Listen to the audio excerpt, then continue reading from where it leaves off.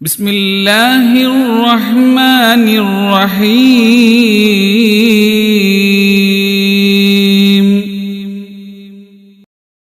നമ്മൾ തമ്മിലുള്ള ബന്ധങ്ങൾ കൂടാൻ കാരണമാണ്. അപ്പൊ രോഗിയായ മനുഷ്യന്റെ മകനിക്ക് നിന്നോട് സ്നേഹമായി, ആ കുടുംബത്തിന് നിന്നോട് സ്നേഹമായി. സഹോദരങ്ങളെ, മരണാസന്നനായ രോഗിയാണെങ്കിൽ ചില കാര്യങ്ങൾ നമ്മൾ കടമകൾ നിർവഹിക്കേണ്ടതുണ്ട്. രോഗ അവസ്ഥയിലാണ്, മരിക്കാൻ പോകുന്ന സക്കറാത്തിന്റെ വേളയിലാ. നമ്മൾ ശ്രദ്ധിക്കേണ്ട കാര്യം ഞാൻ ചുരുക്കി ഒന്ന് പറയട്ടെ. ഇനി ഇതൊന്നും ചിന്തയില്ല. വാപ്പ മരിക്കാൻ കിടന്നപ്പോ കിബിലയ്ക്ക് നേരെ ഒന്ന് കിടത്താൻ പോലും അറിയാത്ത മക്കളെ കാലഘട്ടമാ. വാ തുറന്നിരിക്കുന്ന വാപ്പാടെ വായിക്കാത്ത വെള്ളമൊന്നും ഒഴിച്ചു കൊടുക്കാൻ അറിയാത്ത മക്കളുള്ള കാലഘട്ടമാ. സ്വന്തം വാപ്പാനെ എങ്ങനെ പരിചരിക്കണമെന്നറിയാതെ വാപ്പ രോഗിയായിട്ട് വെള്ളം തേടി കിടക്കുമ്പോ വാട്സപ്പും യൂട്യൂബും നോക്കിയിട്ട് ആഘോഷിക്കുന്ന മക്കളുടെ കാലഘട്ടമാ. കോളേജിന്റെ വരാന്തയിൽ അന്യ പെണ്ണിന്റെ കൈ പിടിച്ചുകൊണ്ട് നടക്കാൻ മടിയില്ലാത്ത യുവതയുടെ കാലഘട്ടമാ. കോമാളിത്തരത്തിന്റെയും യൂട്യൂബിന്റെയും മൊബൈലിന്റെയും ആധുനികമായ സംവിധാനങ്ങൾ ഉപയോഗിച്ചുകൊണ്ട് മാതാപിതാക്കളെ വിലയറിയാത്ത കാലഘട്ടമാ. അവിടെയാ മദ്രസയുടെ പ്രസക്തി. സുബൈക്കട്ടയിലെ ഇവിടെ ദർസിന്റെ മുഅല്ലിമീങ്ങൾ അള്ളാന്റെ ദീൻ പഠിക്കുമ്പോ, അവരിൽ പഠിക്കുമ്പോ നിങ്ങൾക്ക് കിട്ടുന്ന പ്രതിഫലം അളവറ്റ പ്രതിഫലമാ. അവർക്കറിയാം എങ്ങനെ മയ്യത്ത് കുളിപ്പിക്കാമെന്ന്. മയ്യത്ത് കുളിപ്പിക്കാൻ അറിയില്ല മക്കൾക്ക്. വാപ്പാടെ മയ്യത്ത് കുളിപ്പിക്കാൻ അറിയില്ല. ഒരു വാപ്പാടെ മയ്യത്ത് കുളിപ്പിച്ചുകൊണ്ട് നിൽക്കുമ്പോ ആ വാപ്പാടെ മലത്തിൽ നിന്നിങ്ങനെ മലമിങ്ങനെ പൊട്ടി വന്നപ്പോ മൂക്ക് പൊത്തിയിട്ട് വെളിയിലോടിയ മകനെ എനിക്കറിയാം. പ്രിയപ്പെട്ടവരെ, നമ്മുടെ മക്കളെ അവസ്ഥ എന്തെന്ന് നിങ്ങൾ ചിന്തിച്ചിട്ടുണ്ടോ? ദീൻ പഠിച്ചിട്ടുണ്ടോ? അലിഫ് അറിയുമോ? ബാ അറിയുമോ? യാസീൻ ഓതാൻ അറിയുമോ? വാപ്പാടെ മയ്യത്ത് നിസ്കരിക്കാൻ കടമ നിർവഹിക്കാൻ അറിയാത്ത, കടപ്പാടറിയാത്ത മക്കളെ കാലഘട്ടമായത്. മാതാപിതാക്കളെ ഭൗതിക വിദ്യാഭ്യാസത്തിന്റെ അതിപ്രസരണം കണ്ടിട്ട് കോളേജിന്റെ വരാന്തകളിൽ അഴിഞ്ഞാടാൻ വേണ്ടിയിട്ട്, പഠിക്കാൻ വേണ്ടി എന്ന് പറയാൻ പറ്റൂല. കഴിഞ്ഞ ദിവസം കണ്ട കാഴ്ച എന്നെ വല്ലാതെ വേദനിപ്പിച്ചു. എറണാകുളം ജില്ലയിലെ പ്രശസ്തമായ കോളേജിൽ നിന്ന് കുട്ടികൾ പുറത്തിറങ്ങുന്നു. എങ്ങനെയെന്നറിയുമോ? തട്ടനിട്ട പെണ്ണുങ്ങളുടെ കൈപിടിച്ച് ആവാസ നൃത്തം ചവിട്ടിയിട്ട്, ടൂ വീലറിൽ കയറ്റിയിട്ട്, ഭാര്യയെ പോലും കൊണ്ടുപോകാൻ പറ്റാത്ത രീതിയിൽ പബ്ലിക്കായിട്ട് തരുണീമണികളായ പാവപ്പെട്ട പെണ്ണുകുട്ടികളായിട്ട് പഠിച്ച റബ്ബേ കൊണ്ടുപോകുന്ന കാഴ്ച കണ്ടിട്ട് എതിർക്കാൻ അധ്യാപകർക്ക് കഴിയുന്നില്ലല്ലോ. പർദ്ദയിട്ട് മഫ്തയും ഇട്ട് സിഗരറ്റ് വലിക്കുന്നു, തൊപ്പിയിട്ട് കഞ്ചാവ് അടിക്കുന്നു. പ്രിയപ്പെട്ടവരെ, ലോകം മുഴുവനും വളരെ വളരെ വളരെ മോശമായ കാലഘട്ടത്താണ് നമ്മളുള്ളത്. അതുകൊണ്ട് മക്കളെ ശ്രദ്ധിക്കണേ. പെൺകുട്ടികളുള്ള വാപ്പയോട് പറയുക, ആ മക്കൾ എവിടെയാ പോകുന്നത്? ഏത് കോളേജിലാ പോകുന്നത്? ആരെ കൂടെയാ കറങ്ങാൻ പോകുന്നത്? ആരുടെ നമ്പറിലാ ഫോൺ വിളിക്കുന്നത്? ചിന്തിക്കണം വാപ്പമാരെ. ഗൗരവത്തോടെ ഞാൻ പറഞ്ഞു തരികയാ. വ്യഭിചാരം അധികരിക്കുന്ന കാലഘട്ടം വന്നു. എന്റെ റബ്ബേ എന്തെന്നറിയാത്ത വല്ലാത്ത കാലഘട്ടമാണ്. നമ്മൾ കണ്ണടച്ച് വിശ്വസിക്കുന്നു നമ്മുടെ മക്കൾ ഏറ്റവും നല്ലവരാണെന്ന്. എന്റെ പ്രിയപ്പെട്ട വാപ്പാ, ഒരു ശ്രദ്ധ നമ്മുടെ മക്കളിലേക്ക് വേണേ. അവർക്ക് ദീൻ പകർന്നു കൊടുക്കണേ. അവർക്ക് ഫാത്തിഹ ഓതാൻ അറിയുമോ? നിന്റെ കടമയാണ്, നിന്റെ കടപ്പാടാണ്. അവർ മയ്യത്ത് നിസ്കരിക്കാൻ അറിയുമോ? പള്ളിയിൽ വാപ്പാടെ മയ്യത്ത് കൊണ്ടുവന്ന് നിസ്കരിച്ചപ്പോ മകന്റെ അവസ്ഥ ഞാൻ നിങ്ങളോട് പറയട്ടെ. ഒന്നാമത്തെ തക്ബീർ കെട്ടി, ഈ ഹമക്ക് നിർത്തിയില്ല. രണ്ടാമത്തതും മൂന്നാമത്തതും നാലാമത്തതും കെട്ടി, ആളുകൾ വിചാരിച്ചു സലാം വീട്ടുമെന്ന് നിർത്തിയില്ല. അഞ്ചാമത്തതും കെട്ടി, സുബ്ഹാനല്ലാഹ് വിളിച്ചു, നിർത്തിയില്ല. ആറാമത്തതും കെട്ടി, നിർത്തിയില്ല. ഏഴാമത്തത് കെട്ടിയിട്ട് ഇതല്ലേ ചെറിയ പെരുന്നാളിനും വലിയ പെരുന്നാളിനും നിസ്കരിക്കുന്നതെന്ന് പറഞ്ഞ മക്കളെ കാലഘട്ടമാണ്. അതുകൊണ്ട് എന്റെ പ്രിയപ്പെട്ട വാപ്പാ, ഉത്തരവാദിത്തം, കടമകളും കടപ്പാടുകളും ഏറെയാണ്. അത് നമ്മുടെ മക്കൾക്ക് പഠിപ്പിച്ചു കൊടുക്കണേ. രോഗ അവസ്ഥയിലായാൽ ചെറുപ്പക്കാരാ, സുബൈക്കട്ടയിലെ യുവാക്കളെ, നിങ്ങളൊരു വിങ്ങായി നിങ്ങൾ പഠിക്കണം. മന്യരായ ഉസ്താദിന്റെ അടുത്ത് വരണം. ഇത് എന്റെ ഒരു അഭിപ്രായമാണ്. എന്നിട്ട് എങ്ങനെയാ ഒന്നുവെടുക്കുന്നത്, എങ്ങനെയാ നിസ്കരിക്കുന്നത്, എങ്ങനെയാ ഫാത്തിഹ ഓടുന്നത്, എങ്ങനെയാ ഉസ്താദെ മരിക്കാൻ കിടക്കുന്ന എന്റെ വാപ്പ മരിക്കാൻ കിടക്കുന്ന നേരം ഞാൻ എന്തൊക്കെയാ ചെയ്യേണ്ടത്? നല്ലവണ്ണം വൃത്തിയായിട്ട് നീ കുളിപ്പിച്ചു കൊടുക്കണേ. നീ വല്ലവണ്ണം വൃത്തിയാക്കണേ. അല്ലാഹുവിന്റെ റസൂൽ മുഹമ്മദ് മുസ്തഫ സല്ലല്ലാഹു അലൈഹി വസല്ലമ തങ്ങളത് പഠിപ്പിച്ചു തരികയാണ്. നല്ല വൃത്തിയായിട്ട് നീ ഒന്ന് പഠിപ്പിച്ചു കൊടുക്കൂ. മന്നതാഹു മലക്കൽ മൗതി വഹുവ അലാ വലുഇൻ അതസഅദാ. മരിക്കുന്ന സമയത്ത് ഒരാൾക്ക് വുളു ഉണ്ടെങ്കിൽ അവിടെ ജിബ്രീൽ എന്ന മലക്ക് വരുമെന്ന് നബി മുഹമ്മദ് മുസ്തഫ. വുളുവോട് കൂടി മരിക്കലേറ്റം മെച്ചമാണ്. ജിബ്രീൽ വരുമെന്ന ഹദീസിൽ സ്പഷ്ടമാ. അത് നിനക്കൊതുവെടുക്കാൻ അറിയുമോ? എന്നിട്ടല്ലേ നിന്റെ വാപ്പാക്കും നിന്റെ ഉമ്മാക്കും നീ ഒതുവെടുപ്പിച്ചു കൊടുക്കുന്നത്. അതുകൊണ്ട് മരണാസന്നനായ രോഗിയുടെ അടുക്കൽ നീ പോകുമ്പോ ശ്രദ്ധയോടുകൂടി നീ ചൊല്ലു. അവനെ വൃത്തിയാക്കിയിട്ട് കിബിലക്ക് തിരിച്ചു കിടത്തു. മരിക്കാൻ വേണ്ടിയുള്ള സൗകര്യങ്ങൾ നീ പറഞ്ഞു കൊടുക്കൂ. നീ സൂറത്തുർ റഅദ് ഓതു, സൂറത്തു യാസീൻ ഓതു, സൂറത്തുൽ ഇഖ്ലാസ് ഓതു. ഹദീസുകളൊന്നും പറയുന്നില്ല, ചുരുക്കി ഞാൻ പറയാ. എന്നിട്ട് അവരുടെ ചെവിയിൽ രോഗിയായ മരണാസന്നനായ രോഗിയാണോ അവരെ ചെവിയിൽ ചൊല്ലിക്കൊടുക്കില്ല, ഇലാഹ ഇല്ലല്ലാഹ് ലഖിനൂ മൗതാകും ലാ ഇലാഹ ഇല്ലല്ലാഹ്. മരണാസന്നനായ രോഗിയുടെ ചെവിയിൽ ഇങ്ങനെ പറഞ്ഞു കൊടുക്കൂ. അപ്പൊ രോഗി അറിയാതെ പറയും ലാ ഇലാഹ ഇല്ലല്ലാഹ്. അങ്ങനെ പറയുമ്പോ നിർത്ത്, അവിടെ നിർത്തണം. എന്നിട്ട് അവസാന വാക്ക് ലാ ഇലാഹ ഇല്ലല്ലാഹ് ആവാൻ മരണാസന്നനായ രോഗിയെ സഹായിക്കണേ. മൻ കാന ആഖിറു കലാമി ലാ ഇലാഹ ഇല്ലല്ലാഹ് ദഖലൽ ജന്നാ. അവസാനത്തെ വാക്ക് ലാ ഇലാഹ ഇല്ലല്ലാഹ് ആയാൽ അവൻ സ്വർഗ്ഗത്ത് പ്രവേശിക്കുമെന്ന് നബിയുനാ മുഹമ്മദ് മുസ്തഫ. ഇത് മരണാസന്നനായ രോഗിയുടെ അടുക്കൽ ചെയ്യേണ്ടതാ. അങ്ങനെ അവൻ മരിച്ചു കഴിഞ്ഞാൽ പിന്നെ നിന്റെ കടമ എന്തെന്നറിയുമോ? നബി തങ്ങൾ പഠിപ്പിക്കുകയാ, അവന്റെ കണ്ണ് നീ മെല്ലെ അടച്ചു കൊടുക്കൂ. അവന്റെ ശരീരങ്ങൾ നീ ഒന്ന് മയപ്പെടുത്തു, കൈകാലുകളൊക്കെ മയപ്പെടുത്തു. എന്നിട്ട് മയ്യത്ത് കുളിപ്പിക്കാൻ നീ കേറ്റുന്നതിന് മുമ്പ് മയ്യത്തിനെ ഒന്ന് നേരെ ഇരുത്തിയിട്ട് അവന്റെ വയറിലൊന്ന് തടകി കൊടുക്കൂ. അവന്റെ മലം മുഴുവനും പോകട്ടെ. ഇട്ടിരിക്കുന്ന വസ്ത്രം മാറ്റിയിട്ട് വേറെ വസ്ത്രമാക്കൂ. നന്നായിട്ട് മയ്യത്ത് കുളിപ്പിക്ക്.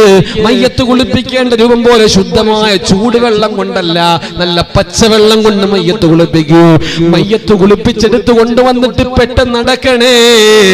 പിന്നെ ഫ്രീസറിൽ വെച്ചിട്ട് ഗൾഫിൽ നിന്ന്, ഖത്തറിൽ നിന്ന്, ദുബായിൽ നിന്ന്, സൗദിയിൽ നിന്ന്, ഒമാനിൽ നിന്ന്, ജപ്പാനിൽ നിന്ന്, അമേരിക്കയിൽ നിന്ന്, അന്റാർട്ടിക്കയിൽ നിന്ന്, ലണ്ടനിൽ നിന്ന് നിന്റെ മക്കളും കുടുംബക്കാരും ഒക്കെ അവിടെ നിൽക്കുന്നത് കൊണ്ട് ഈ പാവപ്പെട്ട വാപ്പാനെ ഫ്രീസറിൽ കയറ്റി വെച്ചിട്ട് നീ അദാബാക്കല്ലേ. നീ പെട്ടെന്ന് കൊണ്ട് അടക്കിയേക്കണേ. നീ പള്ളിയിൽ പോകുമ്പോ നീ ജനാസയെ അനുഗമിക്കൂ. അതാണ് നമ്മുടെ അടുത്ത ചർച്ച. ആ അയ്യാത്തുൽ മരീദ് കഴിഞ്ഞാൽ നമ്മുടെ മൂന്നാമത്തെ ചർച്ച വരുന്നത് ജനാസയെ അനുഗമിക്കലാണ്. ഇത്ബാഉൽ ജനായിസ, ഇത്തിബാഉൽ ജനായിസ. ഇത് വളരെ കൂലിയുള്ള കാര്യമാവാപ്പാ. നിന്റെ കുടുംബക്കാരനല്ലാത്തത് കൊണ്ട് ഞാൻ പോവില്ല എന്ന് പറഞ്ഞ് നീ മാത്രം മാറിപ്പോവല്ലേ. എല്ലാവരും വരണം. ഇനി സുബൈക്കട്ടയിലെ ഒരു വാപ്പ മരിച്ചാൽ എല്ലാവരും ആ വീട്ടിൽ പോയി എല്ലാവരും ദുആ ചെയ്തു. അല്ലാഹുമ്മഗ്ഫിർ ലഹു വർഹംഹു വഅഫു അൻഹു വആഫിഹി വഅക്രിം നുസ്ലഹു വവസ്സിഅ മദ്ഖലഹു വഅഗ്സിൽഹു ബിൽമാഇ വസ്സൽജി വൽബർദ് വനഖിഹി മിനൽ ഖതായാ കമാ യുനഖ സൗൽ അബീദ് മിനദ് ദനസ്. അല്ലാഹുമ്മ അബ്ദിൽഹു ദാറൻ ഖൈറൻ മിൻ ദാരിഹി വഅഹ്ലൻ ഖൈറൻ മിൻ അഹ്ലിഹി. അവന് വേണ്ടി ദുആ ചെയ്തു. എന്നിട്ട് ജനാസയെ അനുഗമിക്കൂ. അങ്ങനെ നീ അനുഗമിച്ചാൽ വകാന മഅഹു ഹത്താ യുസല്ലി അലൈഹാ. എന്നിട്ട് പള്ളിയിൽ വന്ന് അവന് വേണ്ടി മയ്യത്ത് നിസ്കരിക്കൂ. ഉസല്ലി. ഇനി നിയ്യത്ത് വെച്ചിട്ട് ഈ മയ്യത്തിന്റെ മേൽ എനിക്ക് നിർബന്ധമായ മയ്യത്ത് നിസ്കാരം 4 തക്ബീറോടുകൂടി ഇമാമോടുകൂടി ഖിബ്ലയ്ക്ക് മുന്നിട്ട് അല്ലാഹുവിന് വേണ്ടി ഞാൻ നിസ്കരിക്കുന്നു എന്ന് പറഞ്ഞ് കൈകെട്ടിയിട്ടു. ഒന്നാമത്തെ തക്ബീറിന് ശേഷം ഫാത്തിഹ ഓതു. രണ്ടാമത്തെ തക്ബീറിന് ശേഷം നബി തങ്ങളുടെ പേരുള്ള സ്വലാത്ത് ചൊല്ല്. മൂന്നാമത്തെ തക്ബീറിന് ദുആ ചെയ്യ്. നാലാമത്തെ തക്ബീറിന് ശേഷം നീ സലാം വീട്ട്. എന്നിട്ട് നേരെ നീ ഖബറിന്റെ അടുക്കൽ പോണേ. സുബൈക്കട്ട പള്ളിയുടെ ചുറ്റുഭാഗത്തുള്ള ഖബറിന്റെ അടുക്കൽ പോണേ. മയ്യത്തിനെ ഇറക്കി വെക്ക്. നീ വേണം ഇറക്കി വെക്കാൻ. നീയാണ് മകനാണെങ്കിലും എടാ നീ ചെയ്യണമെടാ, എടാ നീ ചെയ്യണമെടാ. ഈ നിൽക്കുന്ന സുഫിയാൻ ബാക്കവിയുടെ പാവപ്പെട്ട വാപ്പാ, എന്റെ റബ്ബേ, ഉംറ കഴിഞ്ഞിട്ട് 6 മാസം കഴിഞ്ഞ് എന്നിൽ നിന്ന് വിട പറഞ്ഞതാ. പണ്ഡിതനായ ഒരു ബാക്കവിയായതിനു ശേഷം എന്റെ പ്രിയപ്പെട്ട സുബൈക്കട്ടക്കാര് കേട്ടോ, സുഫിയാനെ എന്നെ വിളിച്ചിട്ടില്ല പ്രിയപ്പെട്ടവരെ. എന്റെ വാപ്പ എന്നെ വിളിച്ചത് ബാക്കവി ബാക്കവി എന്നാണ്. ഇന്ന് വരെ എന്നെ അങ്ങനെ ആരും ബഹുമാനിച്ചിട്ടില്ല. എവിടെ നിന്നും എന്റെ വാപ്പ എന്നെ ആദരിച്ചതുപോലെ എല്ലാ പണ്ഡിതന്മാരോടും അങ്ങനെ ആദരവുള്ള ഒരു പാവപ്പെട്ടവനായിരുന്നു. അതുകൊണ്ട് എന്റെ മുത്തഅല്ലിമീങ്ങളായ എന്റെ പ്രിയപ്പെട്ട ആലിമീങ്ങൾ എല്ലാവരും കൂടി ചേർന്ന് മയ്യത്താ ഒളിപ്പിച്ചു. എന്റെ അമീർ ഉസ്താദും നദീർ ഉസ്താദും അടക്കമുള്ള പണ്ഡിതന്മാർ പണ്ഡിതന്മാര് വന്നു, എന്റെ കൊച്ചാപ്പമാര് ആലിമീങ്ങൾ അവരെല്ലാവരും വന്നു, സുന്ദരമായിട്ട് മയ്യത്ത് കുളിപ്പിച്ചു. ആലിമീങ്ങൾ എല്ലാവരും കൂടി ആ സന്തൂക്കേറ്റിയിട്ട് കബറിൽ കൊണ്ടുപോയി. ഖബറിൽ ഇറങ്ങിയത് മകനായ ഞാനാണ്. എന്റെ വാപ്പ എന്നെ പഠിപ്പിച്ചു, മോനെ എങ്ങനെയാ മയ്യത്ത് ഖബറിൽ ഇറക്കേണ്ടത്, എങ്ങനെയാ ഖബറിൽ മയ്യത്ത് വെക്കേണ്ടത്.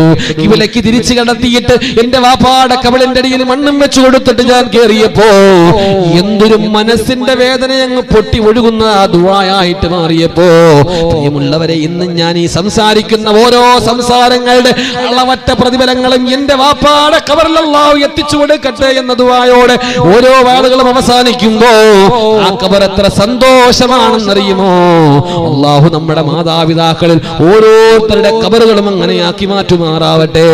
അതാണ് മക്കളെ ആലിമീങ്ങളാക്കിയാലുള്ള ഗുണം, പ്രിയപ്പെട്ടവരെ. എന്നിട്ട് മണ്ണ് മൂടിയിട്ട് ഒരു പിടി മണ്ണ് നീ എടുക്കണം, തലയുടെ ഭാഗത്തിടണം. മിൻഹാ ഖലഖ്നാകും, ഇതിൽ നിന്നാണടാ നിന്നെ പടച്ചതു. നടുഭാഗത്തിടുക, ഫീഹാ നുഈദുകും, ഈ മണ്ണിലേക്കാണ് നിന്നെ മടക്കുന്നത്. വമിൻഹാ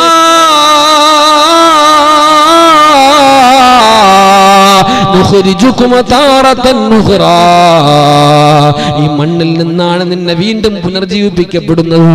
എന്നിട്ട് മണ്ണങ്ങ് മൂടി നല്ലൊരു പൊന്തിച്ച് നല്ലൊരു ഖബറാക്കൂ. പച്ചല കൊണ്ട് ആ ഖബറിൽ വെച്ച് ആ പച്ചല ഉള്ളിടത്തോളം കാലം ഖബറിൽ അനാവുണ്ടാവൂലെന്ന് മഹാന്മാരെ നമ്മളെ പഠിപ്പിക്കുന്നുണ്ട്. ഇതെല്ലാം പറയുന്നത് എന്തെന്നറിയുമോ? ഇതൊക്കെ ഇല്ലാതായിക്കൊണ്ടിരിക്കുകയാ. കൊണ്ടുപോയി പള്ളിക്കാട്ടിയിട്ടിട്ട് പിന്നെ ഒന്ന് തിരിഞ്ഞു നോക്കാത്ത ഭൗതിക വിദ്യാഭ്യാസത്തിന്റെ മേൽക്കോയ്മ വാപ്പ നേടിക്കൊടുത്തപ്പോ അതിന്റെ പേരിൽ വാപ്പാടെ ഖബർ മറക്കുന്ന, ഉമ്മാടെ ഖബറിനെ മറന്നു കളയുന്ന, വാപ്പാടെയും ഉമ്മാടെയും ഖബർ എവിടെയെന്ന് പോലും അറിയാത്ത മക്കളുടെ കാലഘട്ടത്തിന്റെ മുന്നില് പ്രിയപ്പെട്ട സുബൈക്കട്ടക്കാരാ, നമ്മൾ അങ്ങനെ ആവാൻ പാടില്ലടാ. എന്റെ ഉമ്മാടെ ഖബർ തേടിയിട്ട് വെള്ളിയാഴ്ച രാവിലെ നീ പോ, പൊട്ടിക്കരയ്, അവളെ നിന്ന് ഉറക്കെ ഒന്ന് കരയ്, വാപ്പാ എന്ന് വിളി. അല്ലാ, എന്റെ വാപ്പാക്കൊന്ന് പുറത്തു കൊടുക്കണേ അല്ലാ എന്ന് ഹൃദയം പൊട്ടി ദുആ ചെയ്യുന്നവന്റെ വാപ്പാടെ ഖബർ സ്വർഗീയ പൂങ്കാവനമാകുമെന്ന് ഹബീബുനാ വശഫീഉനാ മുഹമ്മദ് മുസ്തഫ. പെങ്ങന്മാര് പോവണ്ട, പെങ്ങന്മാരെ നിങ്ങൾ പോവണ്ട. ഔലിയാക്കന്മാർ, അമ്പിയാക്കർ, സ്വാലിഹീങ്ങൾ അവരൊക്കെ മഖബറുകളെ സന്ദർശിച്ചു. പെണ്ണുങ്ങളെ ശറഇൽ നിങ്ങൾക്ക് നിങ്ങളുടെ മാതാപിതാക്കളുടെ ഖബറിൽ പോകാനുള്ള അനുവാദമില്ലാത്തതിന് ചില കാരണങ്ങളുണ്ട്. നിങ്ങളെ ഹൃദയങ്ങൾ നൈർമല്യമാ.